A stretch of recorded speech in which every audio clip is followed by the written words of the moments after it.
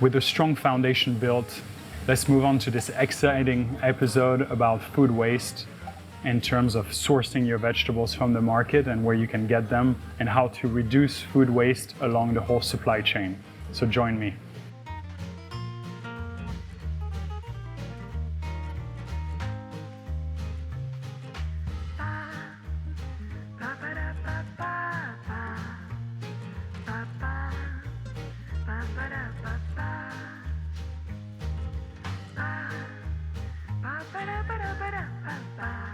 Hong Kong is small and currently imports roughly 95% of its produce. So importing from nearby region in China, for example, will still be considered local.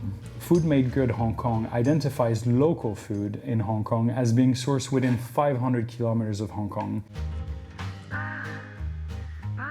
Working with your suppliers in porn, it's key to having your sustainable practices done, because if they do not respect the value system that you apply on the supply chain, you cannot do so much effort without them. Once you stabilize your supply, you can have a more informed decision. Research shows that scarcity could inspire creativity by reducing people's tendency to use what was available to them in conventional ways.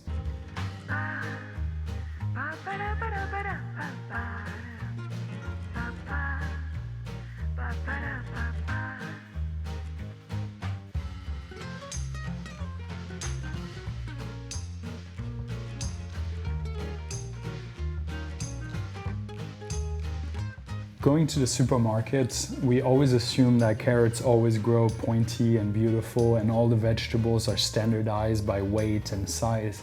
But what we forget, there's a lot of byproduct from growing. So work with your suppliers in order to see if you can buy these imperfect and ugly items and transform them in a way where you can repurpose them and give them a new life, reducing your price points and educate our customers on that, which is a wonderful way to address those items. Some example of that, of what we do in Treehouse, is we have byproduct of cheese making, for example, plant-based cheese, where we have yields of less pretty cheeses that we would reserve for retail. So for our cheese boards, we buy the ugly cheese, as we call, which they're really not that bad, and we give them a new life and are able to help that supplier not create waste on their side, which is perfectly usable on our side. So again, working with your suppliers, working with the other companies that you create co-branded product with and so on, is a great way to minimize their waste and minimize yours, so you can work together on that. So essentially, we try to source ingredients and receive daily deliveries, even deliveries for fresh goods several times a day, so we can really adapt to the business and be able to make up and refill only what was already sold, so we can have the highest quality for our customer, do everything in small batches, and also guarantee that we're not creating wastage at the end of the day for things that haven't sold.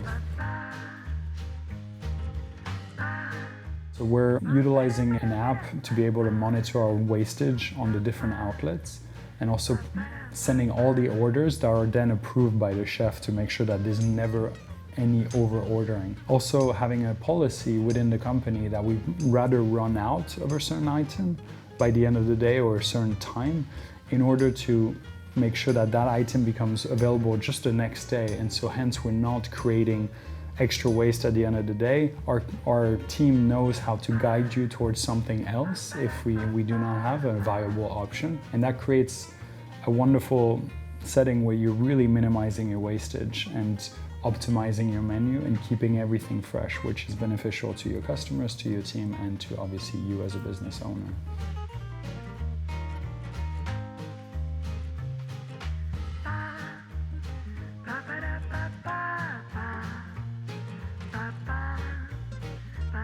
So, in conclusion, sourcing is so important, and there's so many things that you have to look into. And I know that a lot of people focus on labels like organic, USDA organic, Chinese organic, vegetarian, vegan, or whatever. What is more important than that is trusting and establishing relationship that you can trust with the person that are supplying the food, whether you're directly dealing with a farmer or you're using a distributor of some type, and you have to build a relationship where they deeply, intimately understand what you're about as a company, and that they follow the protocols that you're giving them in order to understand where the food is coming from, how they're delivering that food to you. And that relationship is the key to having the best quality, because again, just buying a certification or a label is not necessarily giving you quality.